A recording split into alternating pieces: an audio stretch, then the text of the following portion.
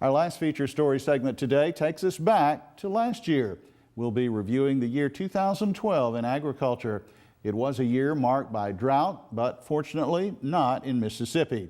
It was also a year that saw major victories by animal rights supporters regarding hog and egg production. Farmweek's Artis Ford reports. Some would argue the drought in the Midwest and the Plains was the biggest story of 2012, but the story with the farthest reaching consequences may have concerned livestock production. 2012 may be looked upon in the future as a major tipping point. Under pressure from animal rights groups, major pork buyers and major pork suppliers announced various agreements that would end their production of swine housed in gestation crates. Gestation crates are metal enclosures used in intensive hog operations. Each pregnant sow is fed individually, and fighting for food between sows is eliminated. The crates, however, do not allow for much movement. Many restaurant chains, including McDonald's, Wendy's, Burger King, Cracker Barrel, Hardee's, Sonic, and Denny's, announced they would phase out buying pork from pork producers who use gestation crates. Major pork producers, including Smithfield Foods, the nation's largest, Prestige, Horimel, and Kraft Foods, were among those who announced plans in 2012 to phase out the use of gestation crates. Kroger, the nation's largest grocery chain, and Safeway, the fifth largest, announced their plans to eliminate gestation crates from their supply chain. The way eggs are produced in the United States is also set to change. Major egg producers came to an agreement with the Humane Society of the United States to switch from conventional or so-called battery cages to enriched cages by the year 2029. The two agreed to sponsor the Egg Products Inspection Act of 2012, which is working its way through the Congress. The United Egg Producers, which includes Cal-Maine, said the joint legislative efforts were pursued to avoid disruption to interstate sales and to develop consistent national standards. Enriched cages have about twice the room per hen than battery cages. They also have different areas where the hens can perch, lay their eggs, and scratch. Livestock producers are concerned what else lies ahead in the future when the animal rights movement seeks to extend its gains. The drought was the national story that dominated the Ag News headlines in 2012. Characterized as the worst widespread drought since the 1950s, it hit the West, the Midwest, the Plains, Missouri, Arkansas, and north-central Georgia. The USDA estimates 80% of the nation's agricultural land and 60% of its farms were affected by the drought. 43% of the nation's farms were said to experience severe to extreme drought. Mississippi escaped the drought for the most part, although conditions were generally drier as you moved to the northwest. NASA says global temperatures for 2012 were the ninth warmest in 132 years of record-keeping. 2012 was the warmest year on record in the lower 48 states of the U.S., smashing the old record set in 1998. The Weather Channel says 34,000 record highs were set compared to 6,700 record lows. 9 of the warmest years recorded have taken place since the year 2000. Mississippi's row crop farmers had the best of both worlds, good yields and high prices due to the drought. Mississippi set another record for farm production value in 2012, $7.3 billion. Poultry continued its traditional dominance with $2.5 billion, 34% of all Mississippi's farm production value. High prices and high yields helped push Mississippi soybeans past forestry to second place with a record $1.16 billion in farm production value.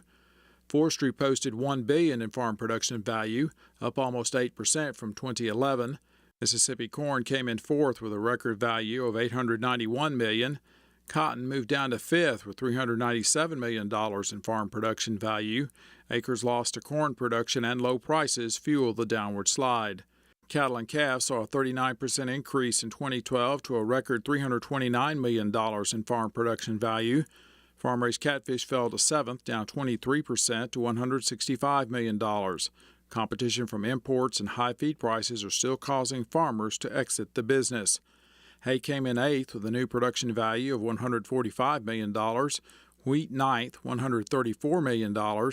Rice came in 10th with $130 million in farm production value.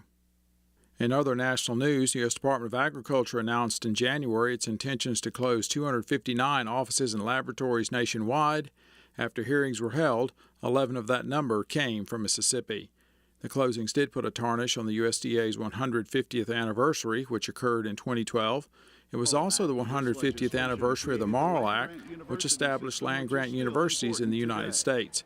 Mississippi State University was one of the universities picked to honor the occasion in June at the Smithsonian Folklife Festival in Washington, D.C. Even though less people are working directly in agriculture today, we still serve that mission as well as broaden the scope of our mission to include benefits to all of society as far as economic development, health, youth and families, natural resources. Mississippi's peanut industry expanded in the state with the announcement that the Clint Williams Company of Oklahoma would open buying stations in Greenwood and Clarksdale. Birdsong Peanuts of Georgia invested $3 million in its existing buying station at Aberdeen. There are now 3 companies buying peanuts in Mississippi. The expansion caused Mississippi's peanut acreage to jump 350% to 52,000 in 2012. Average yield per acre was a record 4,400 pounds, with an overall state record crop of almost 216 million pounds. Mississippi soybean farmers harvested a record state average yield of 42 bushels per acre. They planted almost 2 million acres with an overall crop of 82.3 million bushels, worth a record value of more than $1 billion. Mississippi corn farmers harvested a record state average yield of 165 bushels per acre. They planted 820,000 acres for grain and harvested almost 132 million bushels. Mississippi growers were worried that their great corn crop might fall victim to Hurricane Isaac in late August. Farmers rushed to harvest as much as they could before it made landfall. Fortunately, the storm did not cause widespread damage. The first clouds from Hurricane Isaac began to move over Webster County, Mississippi, early Tuesday morning. Grower Stan Rogers of Gore Springs, however, began stepping up his corn harvest schedule several days ago because Hurricane's mean lost yield. Said it's supposed to be here Wednesday, and we like about 200 acres.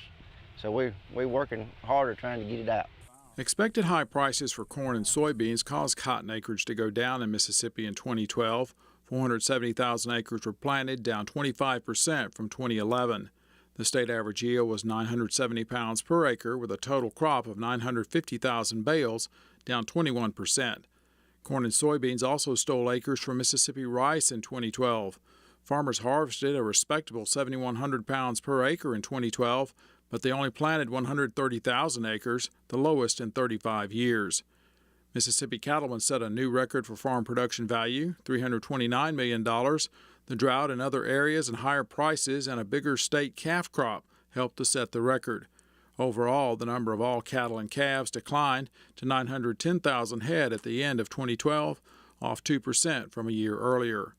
High feed prices and imports hurt the Mississippi catfish industry in 2012. Water acres declined to 48,600, off 5% from 2011 and their lowest point since the peak in 2001. Mississippi continued to advance its reputation in next-generation biofuels. Kior announced in May that it had essentially completed its Columbus, Mississippi plant and would begin the process of bringing it online. Kior uses wood chips to create what it calls renewable crude oil. A plant 3 times the size of the Columbus one is planned for Natchez. A big event was celebrated in early October. Farmweek celebrated its 35th anniversary on the air. Farmweek's first broadcast took place October 3, 1977. More than 1,776 have followed.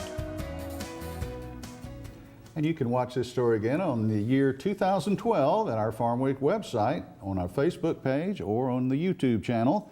That website address is farmweek.msucares.com. And try out our Facebook page and give us a like if you wish. Facebook fans see our stories first on Fridays. So again, the year 2012, we saw soybeans move up and catfish and cotton slide down in that production value column. Quite a year.